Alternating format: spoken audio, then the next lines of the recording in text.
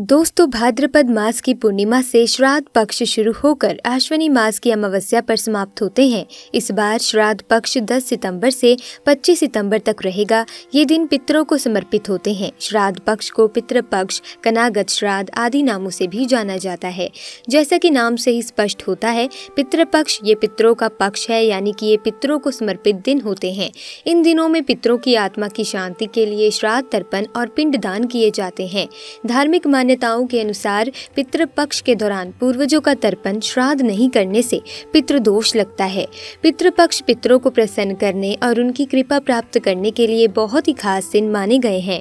माना जाता है कि पितृपक्ष के दौरान श्रद्धा भाव से अपने पितरों को कुछ अर्पित किया जाए तो उससे पितृ अतिशीघ्र ही प्रसन्न हो जाते हैं और अपनी कृपा बरसाते हैं। हिंदू धर्म में पितृगण को देवतुल्य माना गया है।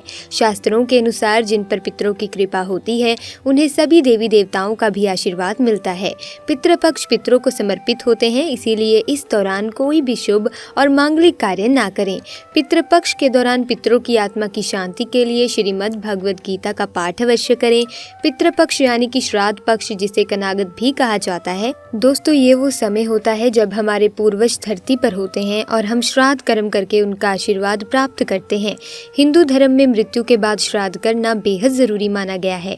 मान्यता है कि अगर अपने पूर्वजों का तिथि पूर्वक श्राद्ध और तर्पण नहीं किया जाए तो उन्हें इस लोक से मुक्ति नहीं मिलती और वे संसार में ही भटकते रहते हैं।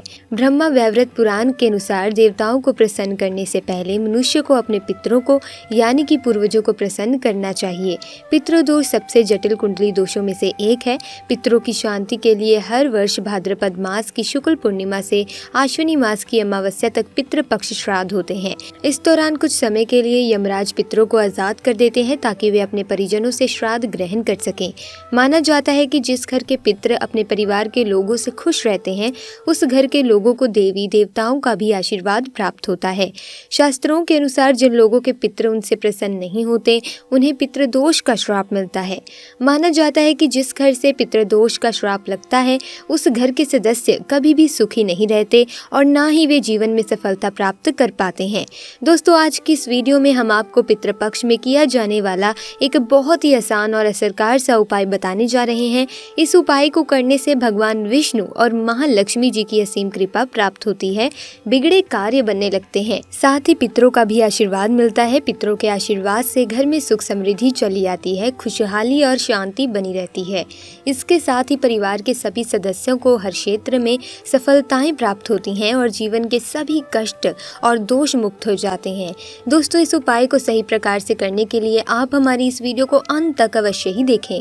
दोस्तों, वैसे तो ये उपाय पितृपक्ष में रोजाना करने चाहिए क्योंकि ये 16 दिन पितरों को समर्पित होते हैं, लेकिन अगर रोजाना ना कर सकें तो पितृपक्ष की पूर्णिमा, पितृपक्ष की अमावस्या और पितृपक्ष की एकादशी के साथ ही आपके पितरों की जो मृत्यु तिथि है उस दिन आप उस उपाय को अवश्य ही करें और पितृपक्ष की अमावस्या पर भी अवश्य करें। ये उपाय आपको संध्या काल या रात्रि के समय करना है।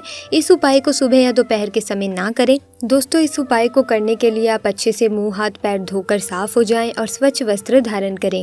इसके बाद एक दिया तैयार करें। दिए में एक रुई की बत्ती लगाएं और शुद्ध घी भरें। शुद्ध घी ना हो तो इस दिए में आप सरसों का तेल भरें और इस दिए में थोड़े से काले तिल डाल दें। इस उपाय को करने के लिए आप मिट्टी का, पीतल का या आटे का कैसा भी दिया ले सकते हैं।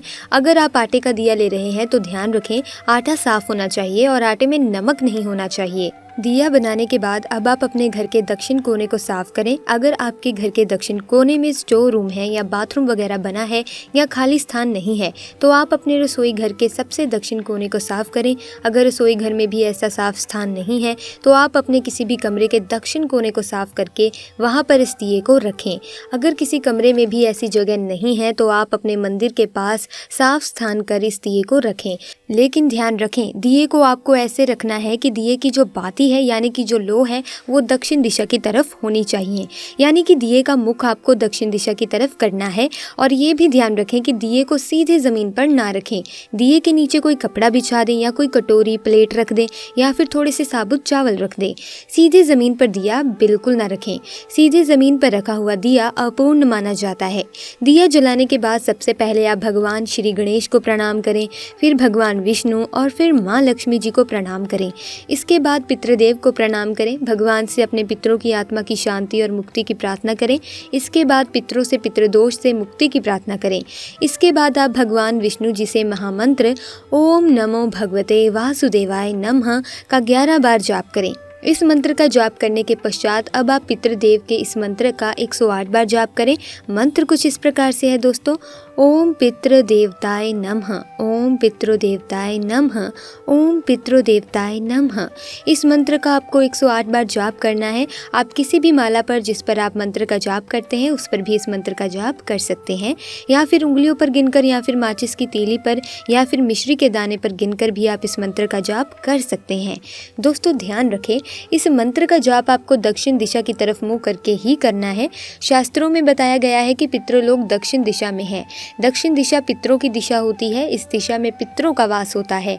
श्राद्ध पक्ष में दक्षिण दिशा में इस प्रकार दिया जलाने से और मंत्र का जाप करने से पितृदेव की असीम कृपा प्राप्त होती है और पितृदोष पितरों के आशीर्वाद में बदल जाते हैं। मंत्र का जाप करने के बाद आप अपने पितरों को, अपने पूर्वजों को प्रणाम करें और सभी कष्ट, दुख, दरिद्रता को दूर करने की प्रार्थना करें। दोस्तों इस उपाय को करते समय कुछ बातों का विशेष ध्यान रखें। इस उपाय को करते समय स्वच्छता और पवित्रता का विशेष ध्यान रखना है। महिलाएं पीरियड्स के दौरान इस उपाय को ना करें। इस उपाय को ज़रूरी नहीं है कि परिवार का एक ही सदस्य रोजाना करें। इससे परिवार में कोई भी कर सकता है और ये भी ज़रूरी नहीं है कि घर के पुरुष या लड़के ही इस उपाय को करें। इस उपाय को घर की बेटियां, बहुएं भी कर सकती हैं। इसके साथ साथ इस बात का विशेष ध्यान रखें कि पितृपक्ष में आप किसी भी प्रकार की तामसी चीज़ों का सेवन ना करें।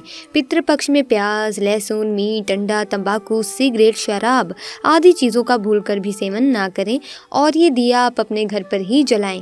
अगर आप किसी और के घर गए हुए हैं तो किसी और के घर में आप इस दिए को अपने पितरों के नाम से बिल्कुल न जलाएं। ये उपाय आपको अपने ही घर पर करना है। पितृपक्ष के दौरान कोई भी शुभ कार्य नहीं करना चाहिए।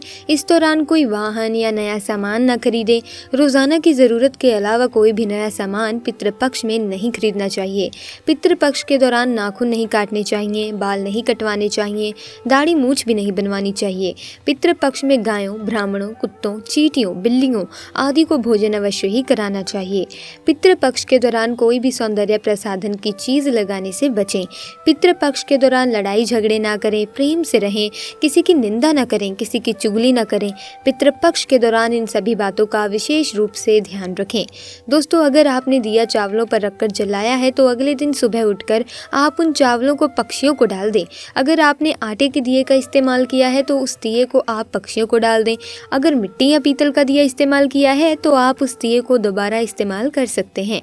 दोस्तों वैसे तो आमतौर पर किसी भी पूजा पाठ या व्रत त्योहार के दिन मांस मदिरा का सेवन करना वर्जित होता है, क्योंकि मांस मदिरा का सेवन करने से भगवान रुष्ट हो जाते हैं। वहीं पितृपक्ष में भी मांस मदिरा के सेवन से दूर ही रहना चाहिए। इसके साथ ही इन चीज़ों को भी नहीं खाना चाहिए। दोस्तों ज़मीन के नीचे उगने वाली सब्जियाँ। दोस्तों सब्जियों में कई सारी सब्जियाँ होती हैं जो ज़मीन के नीचे उगती हैं। इन्हें कंद कहते हैं, जैसे आलू, शकरकंद, मूली, गाजर, शलगम, चुकंदर, अरबी। इन सारी तरह की सब्जियों को पितृपक्ष में नहीं खाना चाहिए। इसके साथ ही इन सब्जियों का भोग भी नहीं लगाना चाहिए और ना ही श्राद्ध भोज में इसे किसी ब्राह्मण को खिलाना चाहिए। ऐसा करने से पूर्वज नाराज हो जाते हैं। दोस्तों लहसुन प्याज है पूरी तरह से वर्जित। लहसुन प्याज को तामसिक माना गया है। पितृपक्ष के समय पूरी सादगी से रहना चाहिए और भोजन भी वैसा ही सादा करना चाहिए। लहसुन प्याज को इन दिनों पूरी तरह से छोड़ दे तो अच्छा है। चने का सेवन है अशुभ। पितृपक्ष में पूर्वजों को चना, चने की दाल, चने का सत्तू, चने की मिठाई, चने से बने खाद्य पदार्थों को नहीं खिलाना चाहिए। इसीलिए श्राद्ध के महीने में चने का सेवन नहीं करना चाहिए। मसूर की दाल है वर्जित। चने के साथ ही पितृपक्ष में मसूर की दाल को भी नहीं खाना चाहिए, ये अशुभ मानी जाती है। मसूर की दाल और चने के साथ ही पितृपक्ष में किसी भी चीज़ को कच्चा नहीं खाना चाहिए। इस समय केवल पके भोजन का ही सेवन करें। तो दोस्तों आज की वीडियो में बस इतना ही ज्ञान। मिलेंगे नेक्स्ट वीडियो में नई जानकारी के साथ। अगर वीडियो अच्छी लगी वीडियो को लाइक कीजिए, शेयर कीजिए और साथ ही हमारे चैनल को सब्सक्राइब कीजिए। आपका बहुत बहुत धन्यवाद दोस्तों। मिलेंगे अगली वीडियो में।